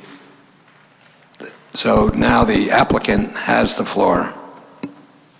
Thank you, Mr. Chairman. I know it's been a long meeting, so I won't take up too much of your time. I do want to say that a couple points. The bulkhead is not part of the problem here for the new developer. The land is owned by the condominium association. It's the condominium association's problem now, whether we go forward with this project or whether we do not go forward with this project.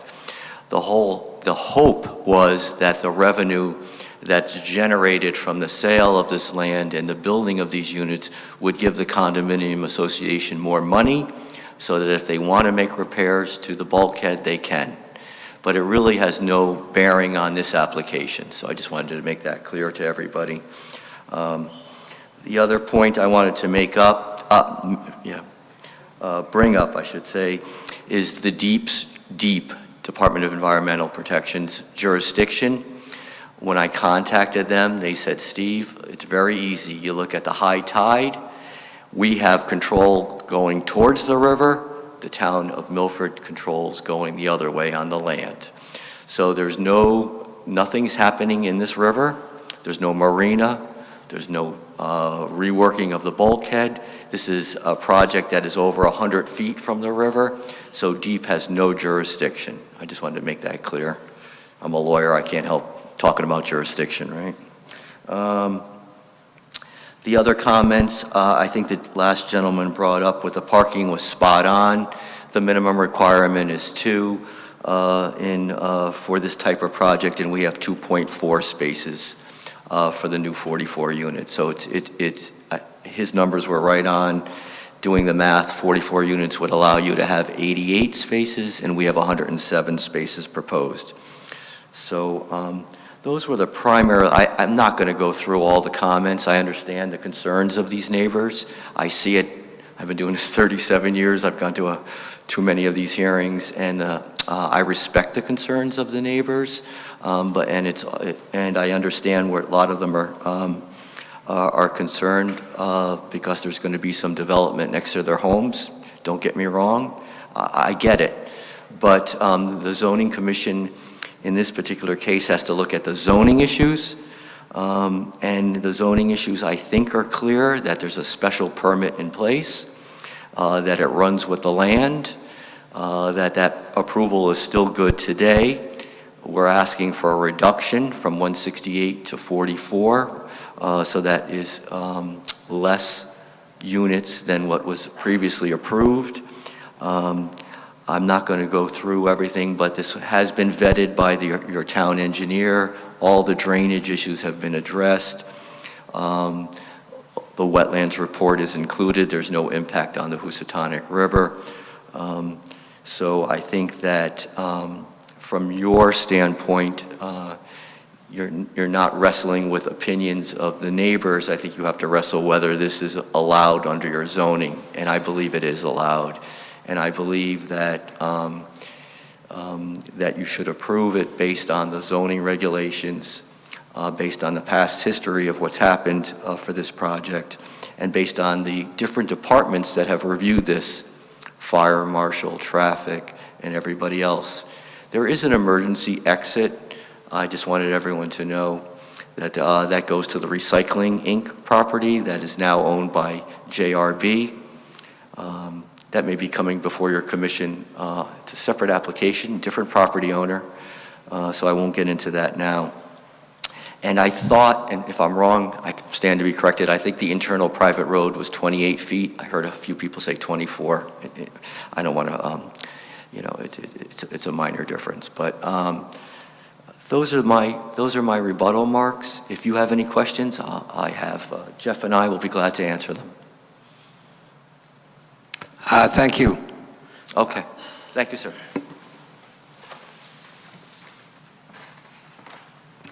If any member of the public who has already spoken would like to speak to the issues that the applicant brought up, sort of in rebuttal to those specific issues, please come on up and have your piece.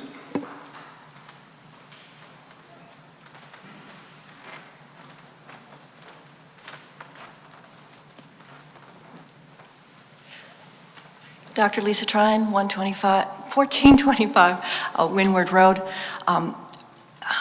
You've heard a lot of facts from people who feel that this development is too big, that the bulkhead, which, as is pointed out, is not part of the construction, is in fact ignored by the construction.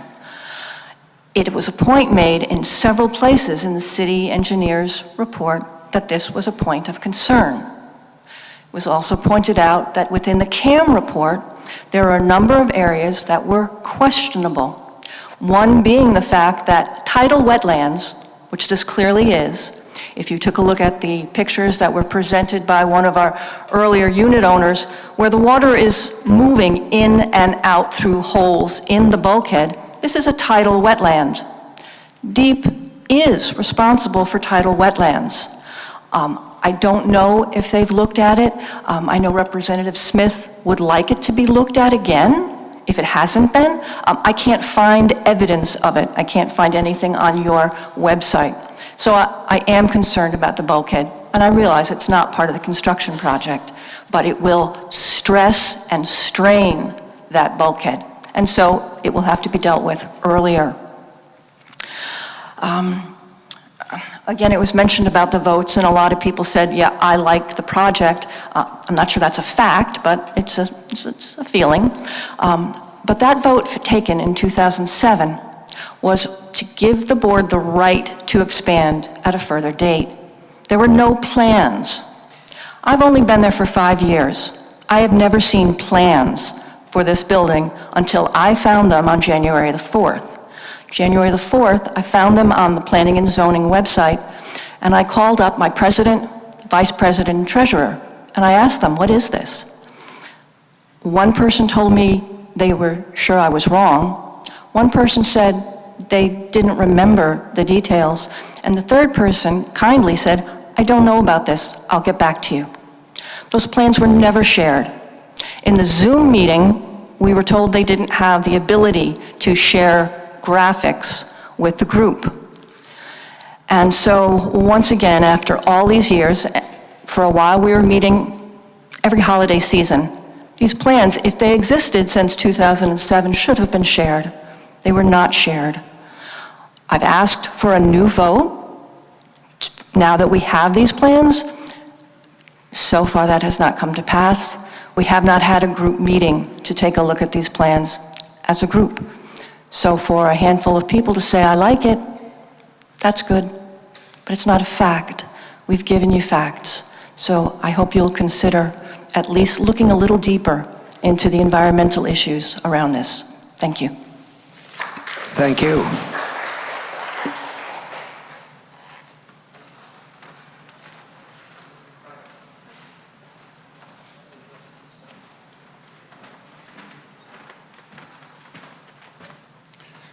Hi, it's John Walker again. I do want to mention, as Dr. Tryon did, that there's a real problem with transparency about the plans and the residents of Caswell Cove. We only had, beginning of this year, one site plan that was posted that I could see. And even up until, I think it was last week, all of a sudden elevations showed up. They've been coming piecemeal. So we've never had a chance to look at them. We've never had a chance to discuss plans. And as a designer who works on large-scale architecture like theme park rides, I know those plans exist, and I know that I think it's SP8 is the plate. It's dated 2020. So it's been in existence for probably 2 years and has never been shared with the Caswell Cove residents. In fact, we were led to believe that they didn't exist. So almost all those drawings you see, I'm not having any contention with the content in them. What I'm saying is we were led to believe they didn't exist, and they've been appearing piecemeal, drip, drip, drip. And it should have obviously been presented as one big package. I've done this before. You present everything to all your residents and you keep it on public display. So there's a real issue with transparency with it. Again, it's not with the details, it's not with the construction process or anything else. It's the process of not revealing what they wanted to do. Thank you. Thank you.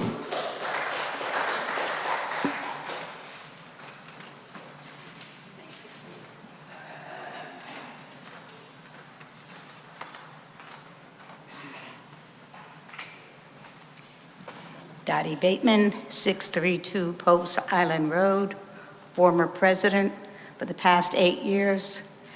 You have never met a more transparent board than we have had, including Dave Phillips, who's worked with us hand in hand on this. Was our property manager at the time, and he was once also a resident there, which a lot of the people do not realize. It seems that all of a sudden, we're worried about bald eagles, we're worried about deer, we're worried about everything under the sun. If 204 units didn't scare away those animals, 44 new units won't. Now, I really didn't want to say this, but I'm going to be honest. This boils down to not in my backyard. Thank you. Thank you.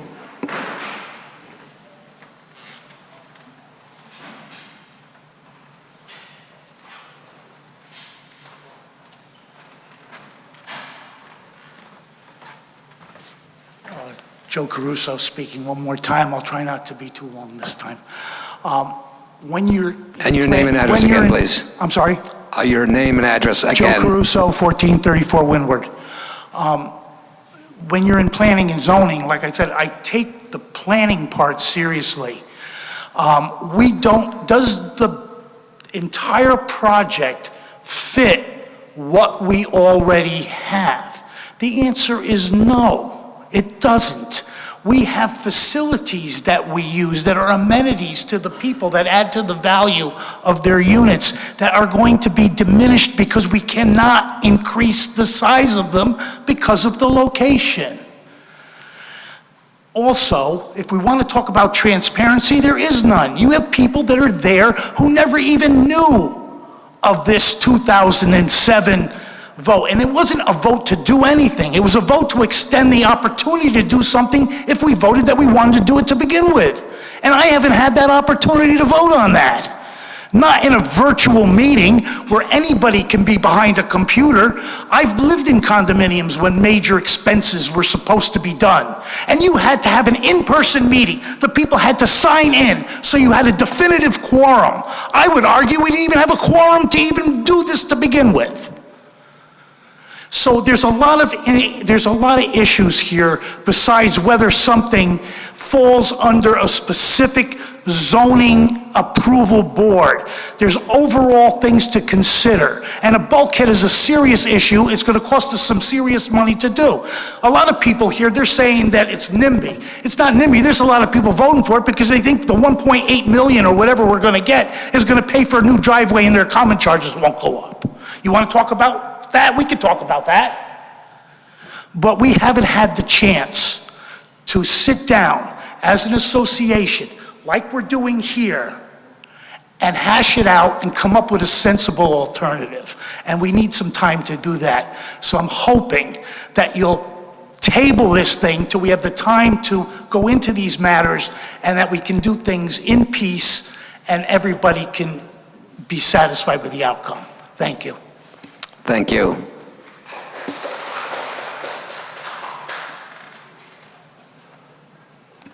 If no one else wishes to speak, the applicant has a chance for a final rebuttal, and then the board will have a chance to ask their questions. You're all set. Okay. Are there any questions or comments from the board? Yep. Mr. Sati. Thank you. This would be for Attorney Bellis. If you could get up to the mic, please. Thank you. Go ahead. I appreciate the materials that you gave us. I appreciate the materials you gave us, but a lot of what you gave us this evening doesn't appear to be in a package that we were given earlier, nor is on the agenda. We'll deal with that, but what I'm having a little bit of a concept issue is you've indicated it's not 168 was the number you'd given. You said it's 44 less. I thought I heard you say that at some point. Did I misunderstand that? Yeah, you misunderstood me. Okay. In the report of 1992, I think it's Exhibit 4, there's 168 units that are unbuilt. They were not built. Okay. And what I said was that we are only seeking to build 44 units. Okay, so you were authorized for 168 from 1992. It's not 44 less, it's only 44 of the 168 that would be authorized. This commission had allowed a certain number of units. 168 of them were not built. Okay. We're not coming before you and saying we want to build those 168. We only want to build 44. And the other area I'd like to get into is the materials we have, and quite frankly, I can't tell if it came from what you gave us this evening or we had before, but the most recent soil report is 2018, and the most recent drainage report was 2020. Why are they so old, and why have they not been updated? Say again, please, so I can. So I have I have the soil scientist report, right? The soil scientist report is dated January 19th, 2022. What is that called? I call it the soil scientist report. Is that the material you just gave us tonight? Yes, sir. Okay, that's why what was in our previous package, we didn't have this most recent report. The most recent report was 2020 for soil drainage, and a soil report, what's described as a soil report, was 2018. So the soil scientist and environmental services report, that usually is given to the wetlands and was given to the Wetlands Commission. Since this is a CAM hearing, I included it in your package as well. Okay. And the last area to get into is that you recognize we do have authority to order an environmental report and also a traffic study report, in addition to what you already have. Do you agree with that? I've given you the environmental report already. That's that one that I just referred to as, that would be Exhibit 5. But I'm indicating that we have the authority to order an additional environmental and traffic study report, even though you provided to them. You agree with that? I think the commission has the authority to order a traffic study report. I would agree with that. An environmental report. I'm not sure what kind of environmental report the commission would like. Okay. Yeah, I'm just not sure. Thank you. I have no questions at this point. Thank you, Mr. Chair. No problem. Are there any other questions or comments from the board? Mr. Chairman, Eton. we've received a ton of information tonight. Obviously, I haven't read it. I haven't had time to read it. We've heard the people on both sides. I'd like to make a motion to table this. Okay. I'll second that motion. We have a motion and a second. Eton had raised his hand and had a question. I'd like to entertain that first. If it's okay, since there was a motion to table, I think that I could ask my question at the next hearing if it wants to be tabled. Okay, great. So we have a motion and a second. Yep. Just want to ask a question. The last time you did a vote was 2007. I'm not sure why it's not being done. Would that have been helpful to see what the residents all feel? It just seems to be current. Yeah. I don't expect this commission to be a referee of what's going on internally at Caswell Cove. So I understand that there's different opinions that different unit owners have. So my direction, it comes from the board of directors. That's who has the legal authority to go ahead and make an approval of a sale, right? So I don't know. I'm not the internal attorney. I'm the zoning attorney. for the sale of this property. I know you've heard a lot of, and I'm sorry you had to hear it all, but you're not the referee of the Caswell Cove Condominium Association. I couldn't help that, but that was what came out of the public hearing. Yeah, But and I understand that, but a big part of it, what you presented was, I don't know if it was 82% or 87% who felt good about this. I don't know, I'm not getting the sense that to really represents that. I'm not saying it does, but I'd like to really know. I mean, it's helpful on my part. you know what? I understand your concern, sir. You know what happens? The people that oppose it generally come to these kind of hearings, and the 200 people that do not come assume that they've spoken in favor of it. So it's not unusual in any of these hearings that you see some of the people that are opposing a project, while there could be a vast majority of people who are in favor of it, but they don't come to the hearing. So maybe that's what you're feeling. Okay, thank you. We do have a motion and a second on the floor to table. I'm sorry, but I haven't finished the question portion. I have a quick question. My question comes, maybe I misunderstood in regards to the emergency exit. You mentioned it was contingent on another applicant that possibly coming forward the board? There was reference, I don't know if you heard them make a mention that there was an application before this board. It was for the property next door at Recycling Inc. It wasn't this particular property. It was a little confusing when that was brought out. This property is owned by Caswell Cove Condominium Association Inc. They own this property. The application that came before this commission was the adjoining property owner.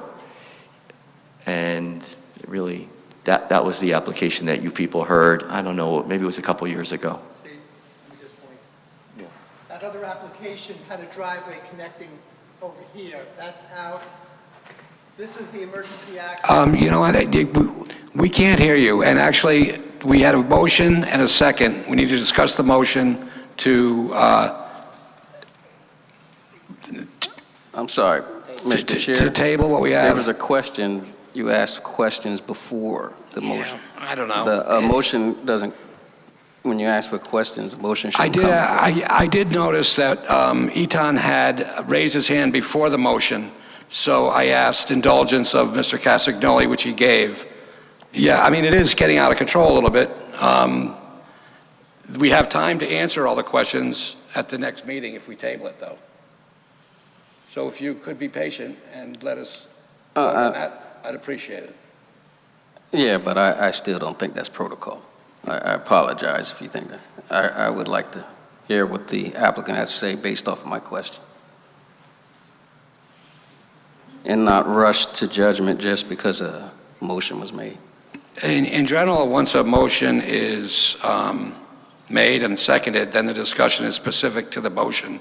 You can vote against the motion, and you can advocate that no one vote for it. But I think that's the order of business that's on the table. It's your meeting. I'm just giving you my point of view. Yeah, so that's actually what's on the table. We have a motion and a second, and if there's discussion on the motion, we'll hear it.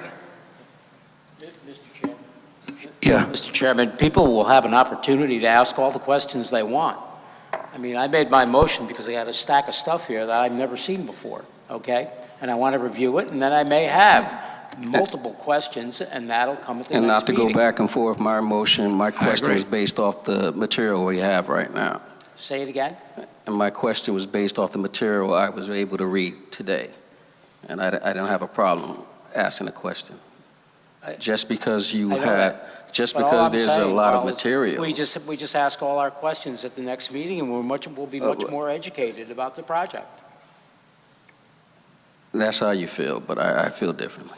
All right, let's vote on the motion. Is there any other discussion on the motion to table? Yeah, I think we should deny the motion to table. I think we have enough information to be able to make a decision tonight. I also don't feel that there's any need to table this. We've had material and we've had a chance to see it. And I'm not going to be swayed by the opinion of people. I'm going to go by what the law says and what the application says. I don't need to table it at all. And if we're not going to table, I think Carl has the right to have his question answered, whether we table it or not. He has his hand up prior to the motion, and you just didn't say it. Anyone else? Thank you, Mr. Chair. I'm in support of the tabling of it for the following 8 reasons. There's been no discussion of this new statute, nor has it been provided to us by the applicant, which we should have. I know that Attorney Bellis does not want us to get into the dispute between the parties, but I think we should get a discussion on what this vote was. Somebody says it was a 2007 vote. I would like to look at the reports. I thought there was only 2018 and 2020 soil and drainage report. We've never addressed the engineer's report, February 14th of 2022. I have a concern about the maps that you provided to us. The maps you provided to us really don't give us a full outlay of the property that's just south, and the concern I have is that one of the documents that you had indicates that there is apparently some property's been given by the southerly neighbor. It's at the very bottom of your mark. It's a red line through it. I didn't understand it, but that's there. I think that there should be a traffic study, environmental study, but we're tabling that. I think there should be an addressment of the DPLU report that's mentioned, the engineer's report. And I do think that we should take into account all the speakers, but one of the speakers did recommend that there be an environmental study. So that's why I'm in favor of tabling it.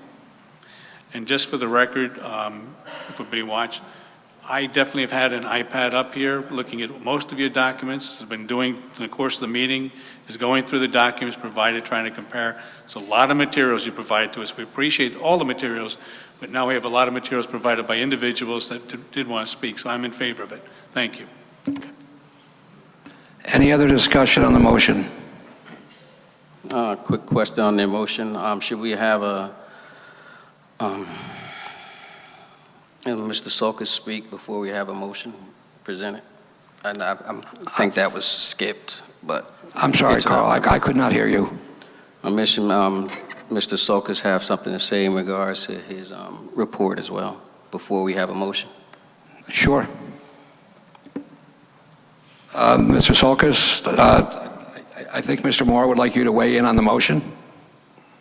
Not the motion on the application. I think that was on the application. I'm sorry, I misspoke. I thought before I read my administrative summary, did I not? I can read it. Is that what you're looking for? That was the prior application. That was the previous application. Just give me a second.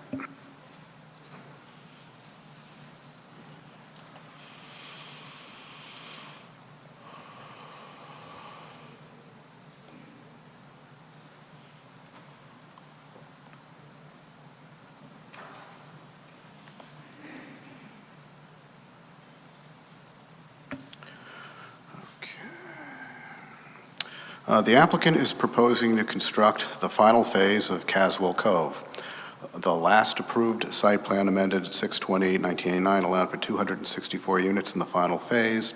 The applicant is proposing a reduced final phase of 44 units with an additional 107 parking spaces in compliance with our zoning regulations. The final unit count upon completion of the final phase will be 248 units for the entirety of Caswell Cove. That's 204 existing units plus these 44 new units. There is no expected adverse impact on coastal area resources. Erosion along the banks of the Housatonic River was noticed by the city engineer, and it is suggested that it should be addressed. With these conditions, the application is determined to be substantially compliant with our zoning regulations. Thank you. Is there any other discussion on the motion? Seeing none, Meg, would you call the roll? And it is a motion to table. Ms. Austin. With the motion. Mr. Castagnoli. Mr. Hirsch. Against the motion. Mr. Cater. With the motion. Mr. Collegian. Against the motion. Mr. Moore. Against the motion. Mr. Mortimer. I am with the motion. With. Thank you. With. Mr. Sadi. With the motion. Mr. Zaharidis. With the motion. And Chairman Quresh. I am with the motion.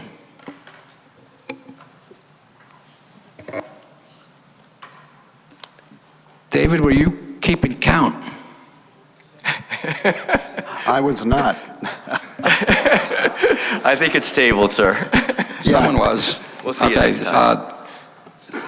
the motion carries. I would, we didn't specifically say, but I would ask for direction, David, we keep the public comment closed and the public hearing open? If you are not closing the public hearing, then the public hearing remains open. Okay. If you want to, if you want to close the public hearing, you can do that. But if you do that, then if you have questions that you need answered by the applicant, they won't have an opportunity. We should not close the public hearing. So, yes, so the intent was then to keep it open. Keep it open. Do we need another vote? No, you're just tabling it. The Okay. public hearing has been opened, and Okay. now you're just going to table it. Very good, thank you. Thank you all very much, and I'll see you, I don't know, the next hearing.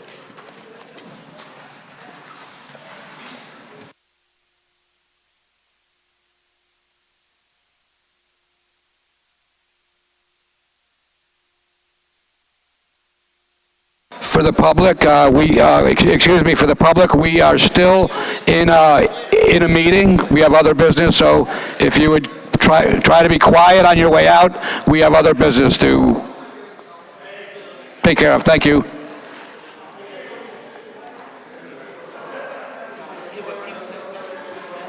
So we have no old business.